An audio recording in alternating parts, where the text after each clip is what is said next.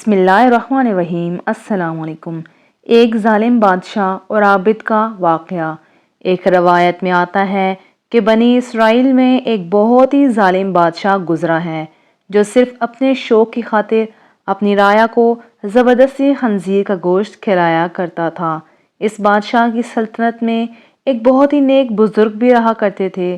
ایک دفعہ شیطان نے اس ظالم بادشاہ کو کہا کہ تم عام لوگوں کو تو زبردستی خنزیر کا گوشت کھلا لیتے ہو، مگر تم نے ابھی تک اس عابد کو نہیں کھلایا۔ چنانچہ بادشاہ نے عابد کو پیش کرنے کا حکم دیا۔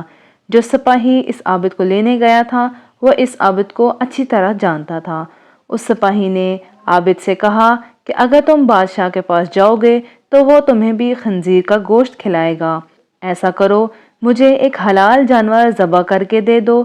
جب بادشاہ آپ کو خنزیر کا گوشت کھلانے کا حکم دے گا تو میں وہی حلال گوشت آپ کو دوں گا، آپ وہی کھا لینا، اس طرح آپ کی جان بچ جائے گی۔ چنانچہ اس بزرگ نے حلال گوشت کا ایک ٹکڑا اس سپاہی کو دے دیا۔ جب بادشاہ کے دربار میں بزرگ کو پیش کیا گیا تو بادشاہ نے کہا کہ خنزیر کے گوشت کا ٹکڑا لایا جائے اور اس عابد کو کھلایا جائے۔ چنانچہ سپاہی نے وہی حلال گوشت اس عابد کو کھانے کے لیے دیا، لیکن عابد نے کھانے سے انکار کر دیا۔ سپاہی نے عابد کے کان میں کہا کہ یہ وہی حلال گوشت ہے جو تم نے مجھے دیا تھا، اس لیے اس کو کھا لو، لیکن عابد نے پھر بھی انکار کر دیا۔ بادشاہ کو بہت غصہ آیا اور اس نے جلاد کو حکم دیا کہ اس عابد کا سر قلم کر دو۔ جلاد کے آنے سے پہلے وہ سپاہی اس عابد کے پاس آیا اور کہا کہ آپ نے وہ گوشت کیوں نہیں کھایا، حالانکہ وہ گوشت تو حلال تھا۔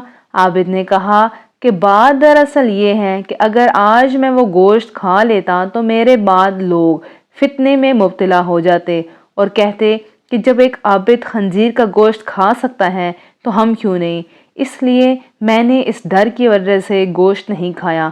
اب چاہے میری جان جاتی ہے تو جائے، لیکن میں یہ نہیں چاہتا کہ لوگ میری وجہ سے کافر ہو جائیں۔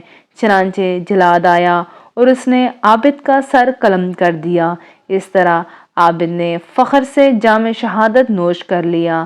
آخر میں اللہ تعالیٰ سے دعا ہے کہ اللہ تعالیٰ ہمارا تعلق بھی ایسے علماء کرام کے ساتھ کرے جو صرف لوگوں کی بھلائی کی خاطر سوچیں اور تاریخ اوراق میں اپنا نام شامل کریں۔